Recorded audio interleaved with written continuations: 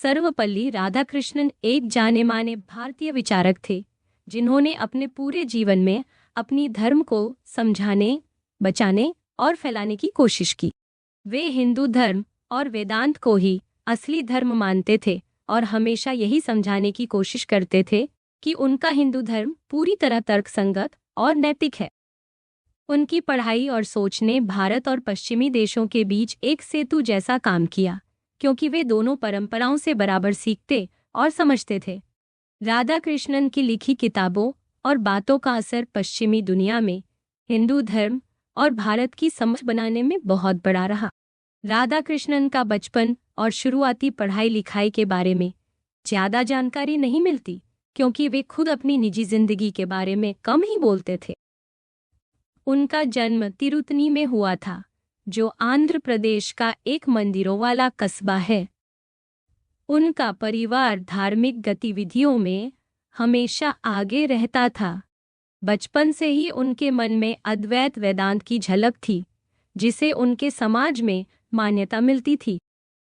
सन 1896 में राधाकृष्णन को पढ़ाई के लिए पास के तीर्थस्थल तिरुपति भेज दिया गया।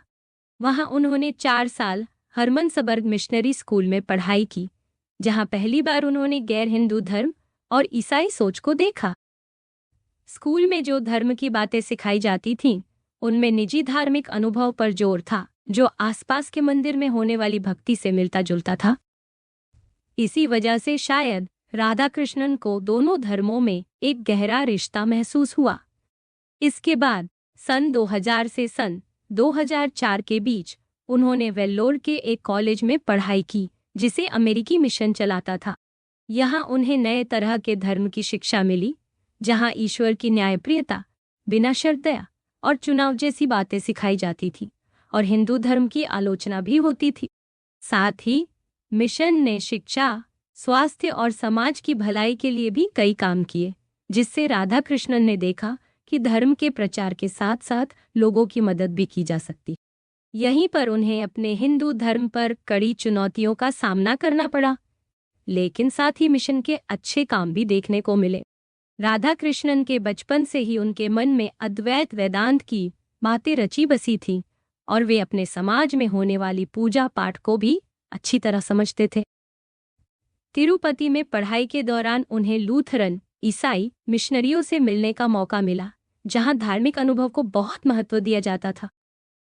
इससे राधाकृष्णन को महसूस हुआ कि ईसाई धर्म और उनके अपने धर्म में कहीं न कहीं एक जैसी बातें हैं। वेल्लोर में पढ़ाई करते वक्त उन्होंने देखा कि वहां धर्म के साथ साथ समाज सेवा पर भी जोर दिया जाता था, लेकिन इसी माहौल में उन्होंने अपने धर्म और संस्कृति पर सवाल उठते भी देखे। राधाकृष्णन की शादी सिवा का मुअम्मा से हुई थी और दोनों की शादी 50 साल से भी ज्यादा चली।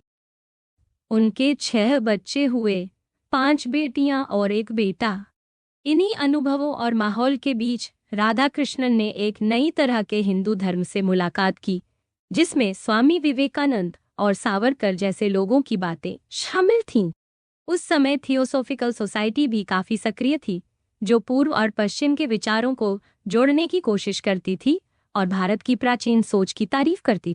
हालांकि राधाकृष्णन ने उनके बारे में ज्यादा कुछ नहीं लिखा, लेकिन ये मानना गलत नहीं होगा कि वे उनके विचारों से अनजान नहीं रहे होंगे। इन सब चीजों ने राधाकृष्णन को अपनी संस्कृति पर भरोसा करना और खुद पर विश्वास रखना सिखाया। लेकिन हिंदू धर्म और दर्शन को गहराई से समझने और उसे लिखने की प्रेरणा उन्हें असल में तब मिली जब उन्होंने मद्रास क्रिश्चियन कॉलेज में पढ़ाई की। राधाकृष्णन ने मद्रास क्रिश्चियन कॉलेज में दाखिला लिया। उस वक्त उनका मन विज्ञान में ज्यादा था और आगे चलकर वे कानून पढ़ना भी चाहते थे। इस कॉलेज में पढ़ाई के दौरान 2 चीजों का उन पर बहुत असर पड़ा। पहली बात ये थी कि यहाँ उन्हें यूरोपीय दर्शन से परिचय हुआ। उन्होंने कई बड़े दार्शनिकों के बारे में पढ़ा। वहीं उनके मेंटर प्रोफेसर हॉग से उन्हें ये समझ मिली कि धार्मिक अनुभव और सच्चाई को जानने के तरीकों में फर्क होता है। धार्मिक अनुभव इंसान के अपने भाव होते हैं, जबकि ज्ञान की तलाश अलग होती है। ये सोच राधा कृष्णन की सोच और लेखन में भी दिखती है। दूसरी अहम बात ये थी कि इसी कॉलेज में राधा कृष्णन ने पहली बार धार्मिक बहस का सामना किया। यहाँ के ईसाई आलोचकों की बातों ने उन्हें मजबूर किया कि वे खुद हिंदू धर्म को समझें और देखें कि इसमें क्या सच्चा है और क्या नहीं। उन्होंने वेदांत के नैतिकता पर एक थीसिस भी लिखी, जिसमें वेदांत में नैतिकता की जगह को समझाया। राधा कृष्णन ने एमए की पढ़ाई पूरी करने के बाद खुद को मुश्किल में पाया। वे ब्रिटेन जाकर आगे पढ़ाई नहीं कर सके और नौकरी के लिए काफ़ी कोशिश करनी पड़ी।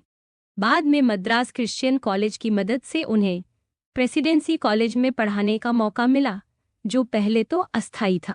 वहां उन्होंने मनोविज्ञान, यूरोपीय दर्शन और तर्कशास्त्र पर पढ़ाया। वहीं उन्होंने संस्कृत भी सीखी।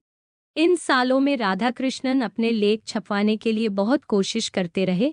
वे चाहते थे कि उनका काम सिर्फ भारत में ही नहीं, बल्कि यूरोप के बड़े पत्रिकाओं में भी छपे।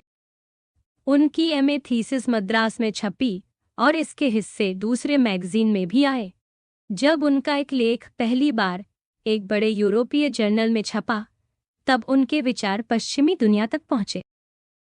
इसी दौरान उनके मनोविज्ञान पर तैयार किए गए नोट्स भी किताब के रूप में छपे। राधा कृष्णन की विद्वता की पहचान धीरे धीरे बढ़ने लगी थी, लेकिन उन्हें स्थायी नौकरी नहीं मिल रही। उन्हें कई बार अलग अलग जगहों पर भेजा गया और आखिरकार मैसूर विश्वविद्यालय में दर्शन पढ़ाने का मौका मिला। यहीं उन्हें पहली बार थोड़ा स्थिरता मिली। कुछ ही समय बाद उन्हें एक बड़ी जिम्मेदारी के लिए कलकत्ता जाना पड़ा, जहां उन्हें प्रतिष्ठित पद मिला। इन सालों में राधा कृष्णन ने कई लेख लिखे, जिनमें से कई पश्चिमी दुनिया की बड़ी पत्रिकाओं में भी छपे। इन लेखों के जरिए वे अपने विचारों को और भी साफ करते गए।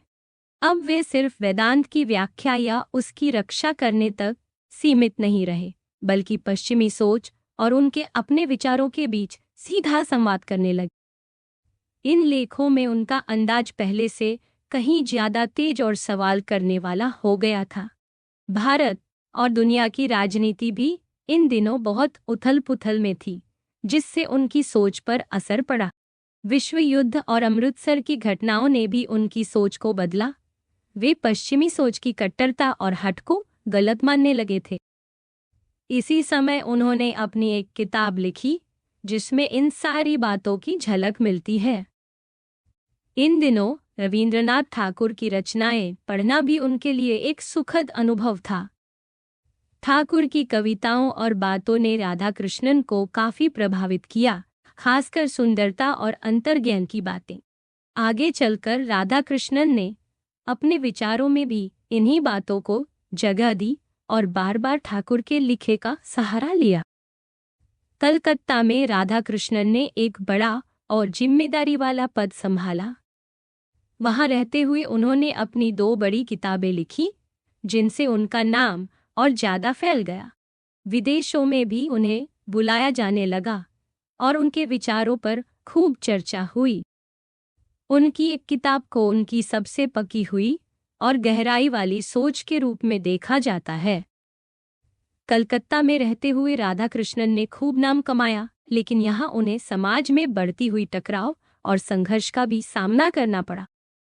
अमृतसर की घटना के बाद भारतीय और अंग्रेज हुकूमत के रिश्ते और बिगड़ गए थे। गांधी जी के आंदोलन भी उस वक्त बहुत असरदार साबित नहीं हो रहे थे। राजनीति में काफी बिखराव था। मुस्लिम समाज के बीच भी अलगाव बढ़ रहा था और एकता की कोशिशें कमजोर पड़ रही। कई बार सब लोग एक साथ आते थे, लेकिन फिर छोटे छोटे मतभेदों में सब बिखर जाते थे। ऐसे में देश के बड़े बड़े नेताओं की कोशिशें भी बहुत हद तक अधूरी ही रह जाती। इसी दौर में जब राधा कृष्णन की किताब an idealist view of life छपी, तब उन्होंने अपने विचारों को पूरी साफगोई के साथ रखा। उनके मुताबिक धर्म को लेकर जो कट्टर सोच या अंधविश्वास होता है, उसका इलाज सिर्फ असली अनुभव में है। हर धर्म की असली जड़ अनुभव में है, न कि केवल बाहरी नियमों या दूसरों की कही बातों में। वे मानते थे कि असली अनुभव, सोच और विज्ञान का संतुलन ही हर तरह के कट्टरपंथ का इलाज है। वे अपने विचारों को भारतीय और पश्चिमी दोनों सोच के आधार पर सही मानते थे। राधाकृष्णन को एक बड़े सम्मान से भी नवाजा गया और उन्हें आंध्र विश्वविद्यालय में कुलपति बनाया गया। यहाँ उन्होंने 5 साल तक काम किया। इसके बाद उन्हें एक और विश्वविद्यालय का जिम्मा मिला और बाद में विदेश की एक मशहूर यूनिवर्सिटी में भी सम्मानित पद मिला। कुछ साल बाद उन्हें बनारस हिंदू विश्वविद्यालय में कुलपति की जिम्मेदारी दी गई, जहां उन्होंने दूसरे विश्व युद्ध के दौरान काम किया। इसके तुरंत बाद उन्हें यूनिवर्सिटी एजुकेशन कमीशन का अध्यक्ष बनाया गया। इस कमीशन की रिपोर्ट में विश्वविद्यालयी शिक्षा और धार्मिक शिक्षा के बारे में उनके विचार साफ दिखते हैं। इन सब के साथ राधाकृष्णन के मन में हमेशा देश और समाज के लिए सोच थी। उन्हें लगता था कि देश को आगे बढ़ाने के लिए सही शिक्षा बहुत जरूरी है। उनका सपना था कि भारत का भविष्य उन लोगों के हाथ में हो जो खुद शिक्षित हैं और अपने देश को समझते हैं। आज़ादी के बाद राधाकृष्णन देश की राजनीति और दुनिया के कई अहम कामों में भी जुड़े रहे। वे संयुक्त राष्ट्र के शिक्षा और संस्कृति से जुड़े संगठन में भारत की तरफ से बड़ी भूमिका निभाते रहे। साथ ही संविधान सभा के भी सदस्य रहे। इन जिम्मेदारियों के साथ साथ उन्होंने अपनी यूनिवर्सिटी और विदेश के शिक्षा जगत से जुड़ा काम भी जारी रखा। राधाकृष्णन की यूनिवर्सिटी कमीशन रिपोर्ट पूरी होने के बाद उन्हें प्रधानमंत्री ने रूस में भारत के राजदूत के तौर पर नियुक्त किया। इसके बाद वे राज्यसभा के सदस्य बने और फिर भारत के उपराष्ट्रपति और राष्ट्रपति भी रहे। इन जिम्मेदारियों के दौरान उन्होंने महसूस किया कि दुनिया में एकता और भाईचारे की बहुत जरूरत है। उस वक्त दुनिया में अलग अलग देशों के बीच तनाव और युद्ध जैसी स्थितियां बनी हुई थीं। भारत चीन और भारत पाकिस्तान के बीच भी टकराव हुआ। पश्चिम और पूरब के देश भी एक दूसरे को शक की नज़र से देखते थे। राधाकृष्णन ने माना कि दुनिया में शांति और समझ बढ़ाने के लिए सिर्फ दिखावटी संगठनों से कुछ नहीं होगा। इसके लिए असली अनुभव और सोच पर आधारित अंतर्राष्ट्रीयता जरूरी है। ऐसे माहौल में ही सही मायने में आपसी समझदारी और सहनशीलता बढ़ सकती है। सार्वजनिक जीवन से रिटायर होने के बाद राधाकृष्णन ने अपने आखिरी साल मायलापुर, मद्रास में बिताए। उनका निधन 17 अप्रैल को हुआ था। राधाकृष्णन की सोच अद्वैत वेदांत पर टिकी थी। वे मानते थे कि दुनिया में जो कुछ भी है वह एक ही सत्य से जुड़ा है और उसी को ब्रह्म कहते हैं। दुनिया में जो भी दिखता है वह बदलावों और अलग अलग रूपों से भरा है, लेकिन उसकी जड़ें ब्रह्म में ही हैं, जो बिना किसी भेदभाव के शुद्ध और असीम है। ब्रह्म दुनिया का आधार है, लेकिन दुनिया के अलग अलग रूप उसकी असलियत को नहीं बदलते। राधाकृष्णन ने अद्वैत वेदांत को अपने समय के हिसाब से समझाया। उनके मुताबिक माया का मतलब सिर्फ भ्रम नहीं है, बल्कि यह इंसान की अपनी सोच और नजरिए में गड़बड़ी की वजह से दुनिया को अलग देखना है। राधाकृष्णन का मानना था कि असली ज्ञान अंतर्ज्ञान से आता है। उनके लिए अंतर्ज्ञान यानी ऐसा अनुभव जो बाकी सारे अनुभवों को एक साथ जोड़ दे। अंतर्ज्ञान ही सब अनुभवों की बुनियाद है और यही असल में इंसान की जिंदगी को दिशा देता है।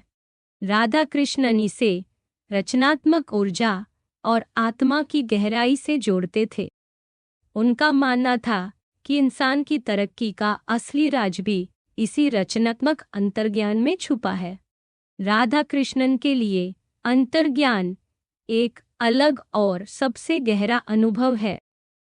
उनके अनुसार यह अनुभव खुद ही अपने आप को साबित करता है और इसमें पूरी सच्चाई और भरोसा छुपा होता है। यह अनुभव अपनी पहचान आप ही बना लेता है।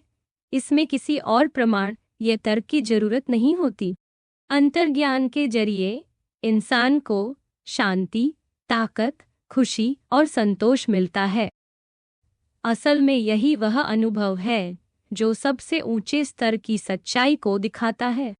बाकी सभी अनुभवों की जड़ भी अंतर्ज्ञान में ही छुपी होती है।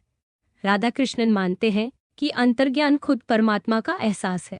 यह अनुभव तुरंत होता है, इसमें सोच विचार की कोई जरूरत नहीं पड़ती, यह मन से भी ऊपर होता है। वे यह भी कहते हैं कि कोई भी अनुभव बिल्कुल शुद्ध या कच्चा नहीं होता, हर अनुभव में हमारी समझ और व्याख्या भी जुड़ी रहती है।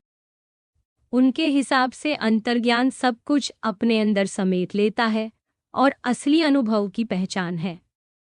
अंतर्ज्ञान को शब्दों में बांधना मुश्किल है, ये बात राधा कृष्णन खुद मानते थे। ये ऐसा अनुभव है जिसे पूरी तरह बयान नहीं किया जा सकता, लेकिन जब ये होता है तो इंसान के मन में नई रचनात्मकता जागती। हर तरह की तरक्की और रचनात्मकता की जड़ भी इसी अंतर्ज्ञान में होती है। राधा कृष्णन ने अनुभव को भी कई हिस्सों में बांटा। वे मानते थे कि ज्ञान के अनुभव 3 तरह के होते हैं। पहला है इंद्रियों के जरिए अनुभव करना, जिसमें हम किसी चीज को सीधे महसूस करते हैं। दूसरा है तर्क और सोच विचार से अनुभव करना, जिसमें हम किसी चीज को समझने की कोशिश करते हैं। तीसरा है अंतर्ज्ञान से अनुभव करना, जिसमें हमें चीजों की गहराई का पता चलता है। इंद्रिय अनुभव के जरिए हम किसी चीज के बारे में सीधा महसूस करते हैं, जैसे किसी फूल की खुशबू या रंग देखना। राधा कृष्णन के मुताबिक ये अनुभव अंतर्ज्ञान के बहुत करीब है, क्योंकि इसमें सीधा संबंध बनता है। तर्क और सोच के जरिए हम किसी चीज का विश्लेषण करते हैं, यानी उसे समझने के लिए उसके हिस्से करते हैं। लेकिन राधा कृष्णन कहते हैं कि यह तरीका हमेशा सीधा नहीं होता, इसमें चीजों को समझने में थोड़ा घुमावदार रास्ता अपनाना पड़ता है। सोच विचार से हमें जानकारी तो मिलती है, लेकिन वह अनुभव से दूर होती जाती है। राधा कृष्णन के हिसाब से अंतर्ज्ञान तर्क या सोच से कहीं ऊपर है। तर्क से हम पहले से जानी पहचानी बातों को जोड़ते हैं, लेकिन अंतर्ज्ञान के जरिए हमें नई बातें समझ में आती हैं। वे मानते थे कि खोज का असली राज अंतर्ज्ञान में है, जबकि तर्क से हम सिर्फ पुष्टि करते हैं। इसलिए असली ज्ञान और खोज की शुरुआत अंतर्ज्ञान से ही होती है, बाकी सब उसके बाद आता है। राधा कृष्णन मानते थे कि अंतर्ज्ञान हमेशा अचानक नहीं आता, बल्कि इसके पीछे भी बहुत सी पढ़ाई और तजुर्बा छुपा होता है। अगर इंसान किसी विषय के बारे में ठीक से जानता ही नहीं, तो उसमें अंतर्ज्ञान भी नहीं जगेगा। असल में बड़ी खोजें और गहरे अनुभव भी तभी आते हैं जब पहले से काफी बातें समझी जा चुकी हों। कई बार जब अंतर्ज्ञान आता है, तो पहले से जो बातें दिमाग में होती हैं, वे एकदम से नए ढंग से जुड़ जाती हैं। यह इतना आसान सा लगता है कि महसूस ही नहीं होता कि असल में कोई नई खोज हुई है। हम सोचते हैं कि बस सोच विचार से ही हल निकला। कई बार तर्क या सोच की भाषा में छिपा रहने की वजह से भी अंतर्ज्ञान नजर नहीं आता। सच तो यह है कि जब भी कोई नई जानकारी मिलती है, उसे हम तर्क की शक्ल में रखते हैं, जबकि असली खोज तो अंतर्ज्ञान से होती है। राधा कृष्णन के मुताबिक अगर खोज सिर्फ तर्क और जोड़ घटाने से हो जाती, तो कोई भी मशीन जैसे सोचकर नई चीजें खोज लेता। लेकिन हर बड़ी खोज में अंतर्ज्ञान की रचनात्मकता और गहराई होती है।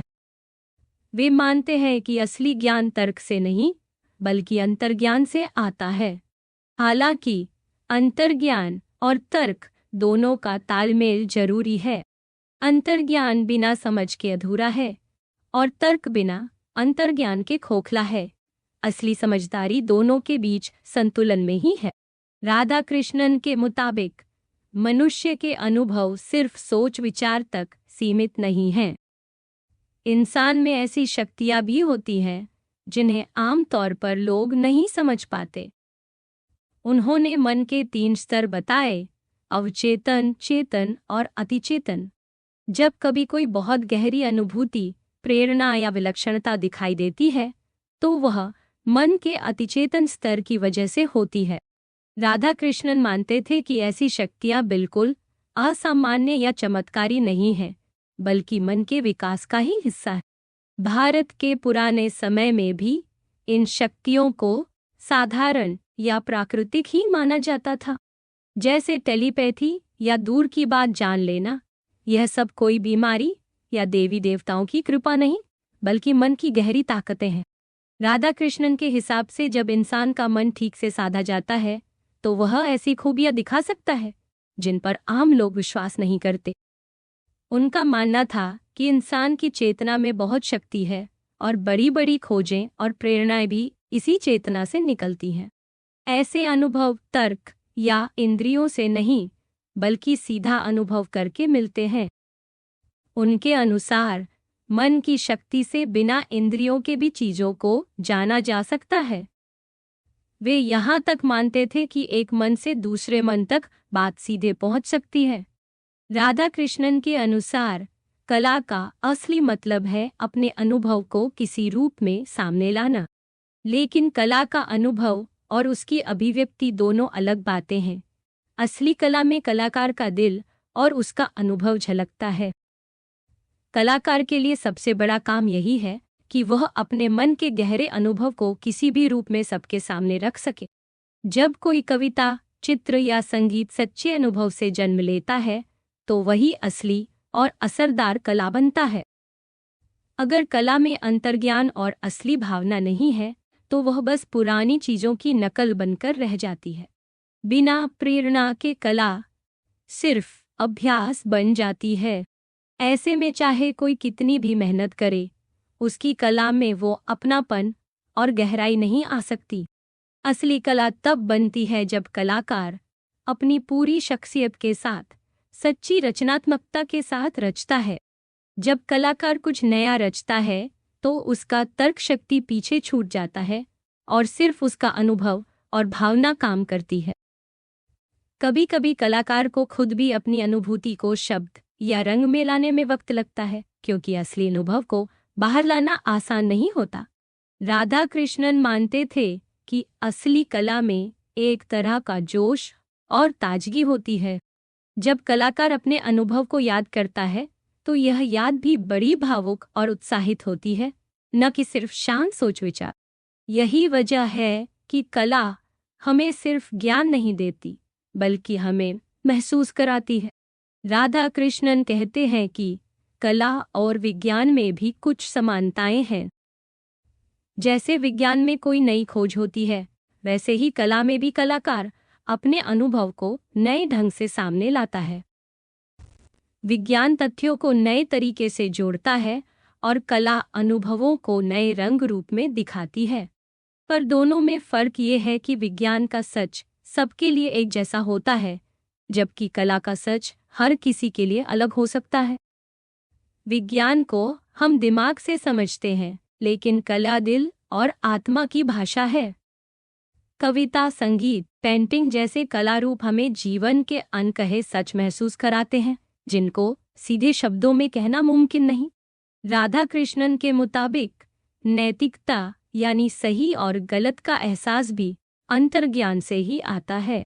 जब कभी इंसान को कोई उलझन होती है तो गहरी अंतर्ज्ञान से उसे रास्ता मिल जाता है। यह अनुभव इंसान के सोच और व्यवहार में बहुत बड़ा बदलाव ला सकता है। राधा कृष्णन मानते हैं कि जब इंसान के मन में असली नैतिकता का एहसास जगता है तो उसका जीवन और सोच दोनों बदल जाते हैं। उनके लिए नैतिकता और धर्म दोनों एक जैसे हैं, क्योंकि असली नैतिक बदलाव भी उतना ही गहरा होता है जितना धार्मिक अनुभव। राधा कृष्णन खुद मानते थे कि हर नैतिक फैसला या काम हमेशा अंतर्ज्ञान से नहीं होता।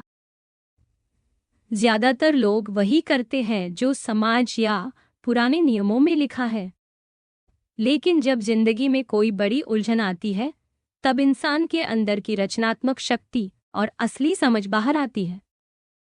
ठीक वैसे ही जैसे शतरंज की बिसात पर हर मोहरे की ताकत अलग होती है और असली खिलाड़ी को अपने अगले सही कदम का एहसास होता है। जिंदगी की मुश्किल घड़ी में जो भी सही फैसला लिया जाता है, वही असली रचनात्मक काम है। असल में नैतिक फैसले हमेशा समाज से जुड़े होते हैं। जब इंसान के मन में असली नैतिकता या अंतर्ज्ञान पैदा होता है तो उसे सिर्फ अपने तक नहीं रखना चाहिए, बल्कि सबके साथ बांटना भी जरूरी है। ऐसे अनुभव छुपाए नहीं जा सकते। संत भी लोगों से अपना प्रेम या भलाई छुपा नहीं सकते, वे सबके लिए जीते हैं।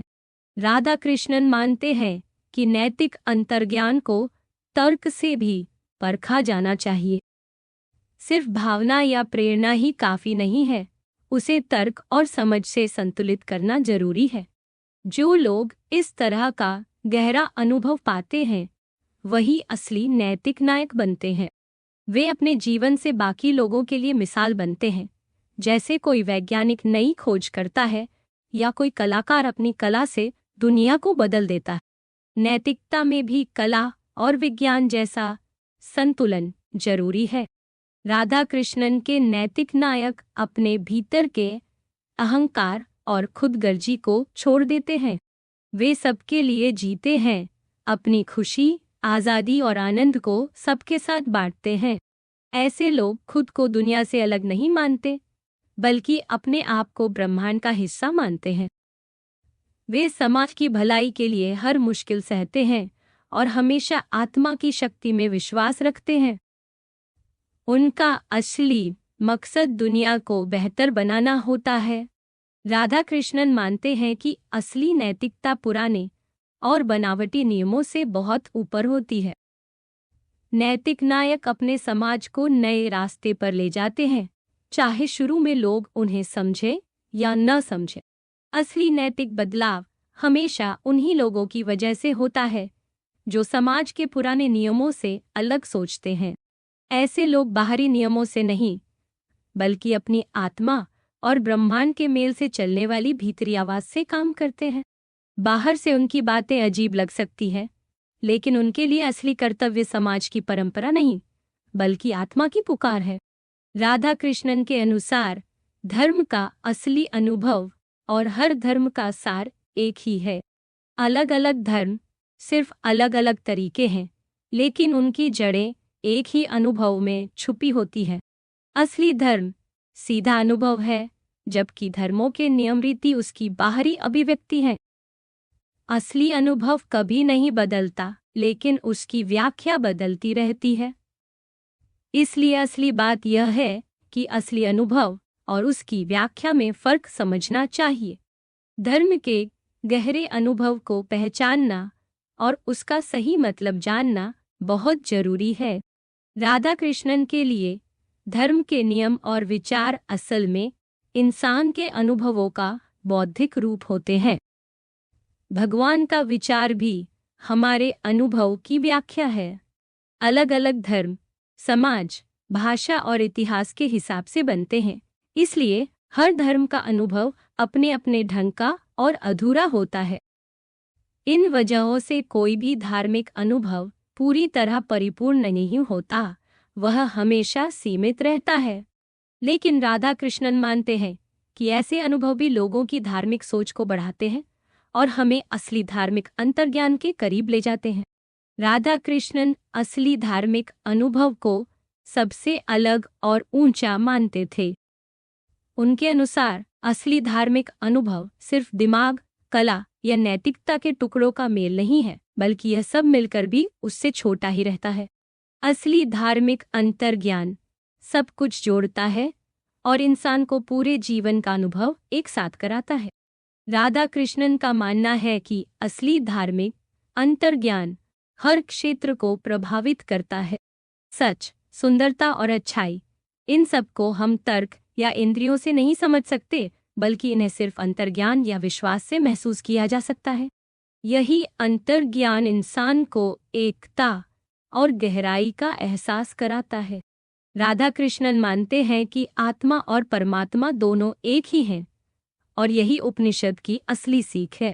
असली अनुभव को कोई शब्द या व्याख्या पूरी तरह नहीं समझा सकती। जब इंसान को सच्चा धार्मिक अनुभव होता है, तब बाकी सब अनुभव उसमें मिल जाते हैं और उनकी सीमाएं खत्म हो जाती हैं। राधा कृष्णन के मुताबिक यही अनुभव हर धर्म की असली जड़ है, लेकिन कोई भी धर्म पूरी तरह इसका सही मतलब नहीं बता पाता। उनके अनुसार असली धार्मिक इंसान को हर चीज में गहराई और अर्थ दिखता है और वो बाहरी टकराव के पीछे छुपी हुई एकता को भी देख लेता है। ऐसे इंसान को सब कुछ एक परिवार जैसा लगता है और उसे जीवन का असली उद्देश्य और खुशी मिलती है। राधा कृष्णन के हिसाब से अंतर्ज्ञान और असली अनुभव दोनों एक ही बात है। यही अनुभव इंसान की सोच, रचनात्मकता और हर अच्छे काम की असली जड़ है, चाहे वह दर्शन हो, विज्ञान हो, नैतिकता, कला या धर्म। जब इंसान इस अनुभव को किसी भी रूप में दूसरों तक पहुंचाता है, तो उससे बाकी लोगों में भी रचनात्मकता और अंतर्ज्ञान जागता है।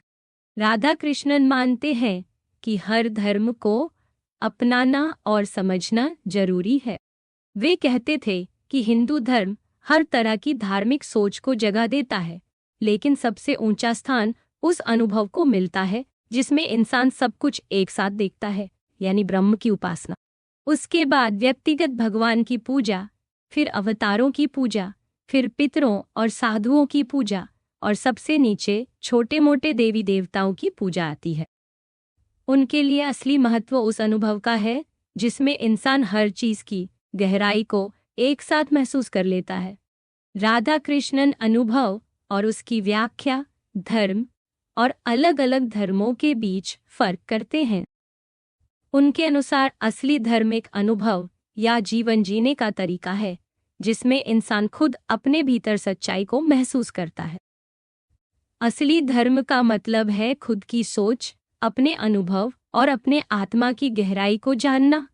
यह एक निजी और अंदरूनी अनुभव है जिसमें इंसान सब कुछ एक साथ देखता है और सब अनुभवों को जोड़ता है। असली धर्म दिल से जुड़ा होता है, न कि सिर्फ दिमाग, नैतिकता या कला से।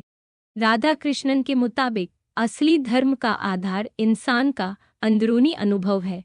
अगर वेदांत में भी यही बात है तो वही असली धर्म है।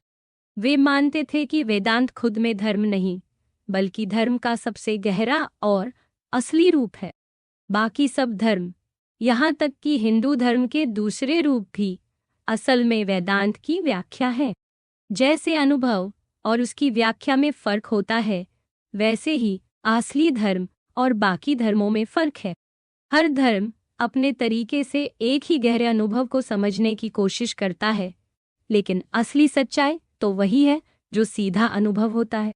राधा कृष्णन ने पुराने ग्रंथों की भी व्याख्या करते हुए बताया कि असली बात वही है जो खुद महसूस हो, बाकी सब सिर्फ यादें या सोच है। असली अनुभव हमेशा एक सा रहता है, उसकी व्याख्या बदलती रहती है।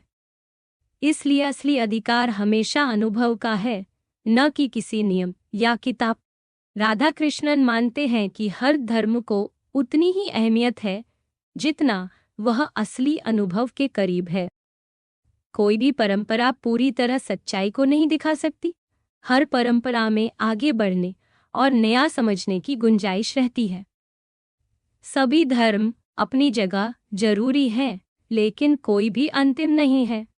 राधा कृष्णन कहते हैं कि हिंदू धर्म, जैसा वे समझते हैं, असल में वैज्ञानिक सोच वाला धर्म है। असली धर्म वही है जो खुला हो, अनुभव पर विश्वास करता हो और नए नए अनुभवों के लिए तैयार रहता हो। हिंदू धर्म की खासियत यही है कि इसमें हर तरह के अनुभव को स्वीकार किया जाता है और किसी भी अनुभव या सोच को कम नहीं आंका जाता। हिंदू सोच शुरू से ही प्रयोग और अनुभव पर टिकी रही है। पुराने ऋषियों ने अपने गहरे अनुभव और अंतर्ज्ञान से सच्चाइयों को पहचाना था। वे सच्चाइयाँ किसी तर्क या सिद्धांत से नहीं, बल्कि खुद के अनुभव से मिली थीं। असली ज्ञान वही है जो खुद महसूस किया जाए, और यही बात हिंदू धर्म में सबसे ऊपर मानी जाती। राधा कृष्णन के मुताबिक पुराने ऋषि असल में खोजकर्ता थे और उपनिषद उनके अनुभवों की कहानी है। वेदों को भी उन्होंने ऐसे समझाया कि ये किसी एक ही सोच या नियम का सेट नहीं है, बल्कि असली जीवन के गहरे अनुभवों की झलक है।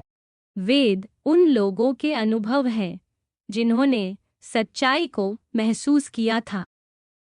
इन्हें सबसे ज्यादा अहमियत इसलिए मिली है क्योंकि इनमें असली धार्मिक अनुभवों की बात की गई है।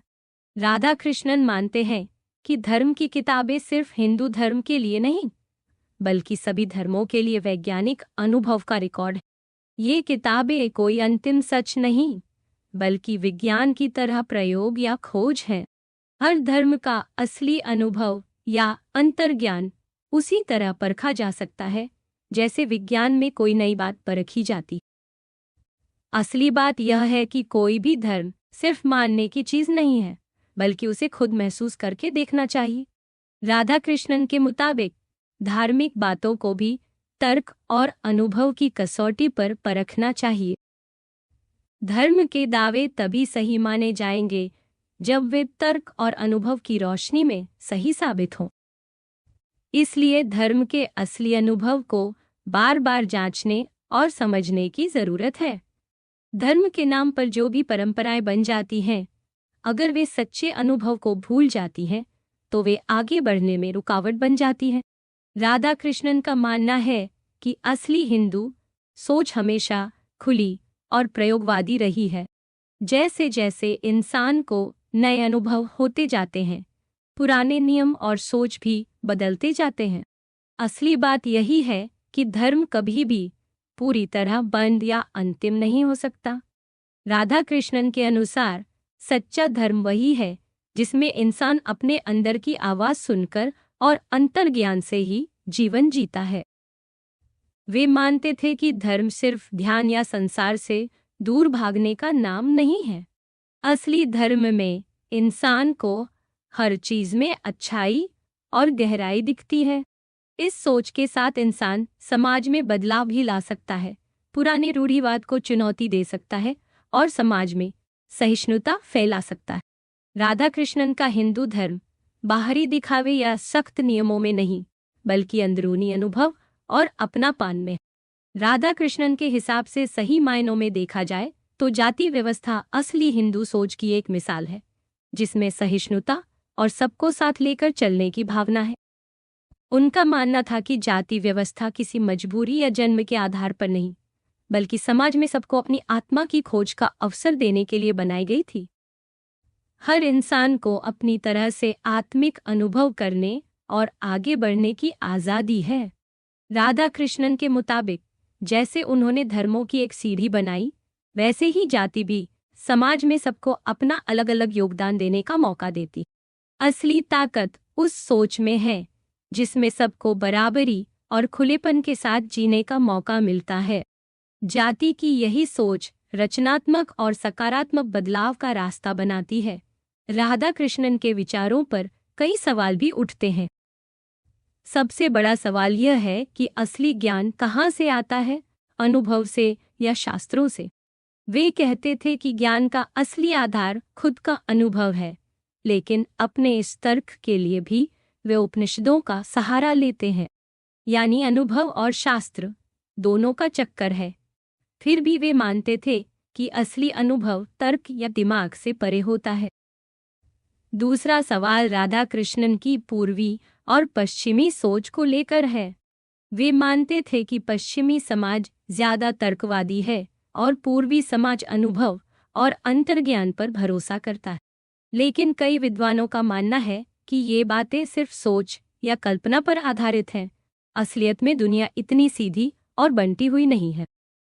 तीसरा सवाल यह है कि राधा कृष्णन ने पश्चिम के कई बड़े धार्मिक और दार्शनिक लोगों के योगदान को उतना महत्व नहीं दिया जितना वे पूर्व की ओर झुकते रहे। वे मानते थे कि पश्चिम के जो थोड़े बहुत ज्ञानी या संत थे, उनमें भी असली प्रेरणा पूर्व की थी। साथ ही वे हिंदू धर्म की विविधता को तो स्वीकार करते हैं, लेकिन पश्चिमी परंपराओं को आमतौर पर एक जैसा मान लेते हैं। उनकी बनाई हुई धार्मिक सीढ़ी में भी यही झलक दिखती है। इन सब सवालों के बावजूद राधा कृष्णन का जोर हमेशा अपने अनुभव, सहिष्णुता और खुलेपन पर ही था। वे मानते थे कि असली धर्म और समाज में जगह जगह सुधार और विकास की गुंजाइश हमेशा बनी रहनी चाहिए।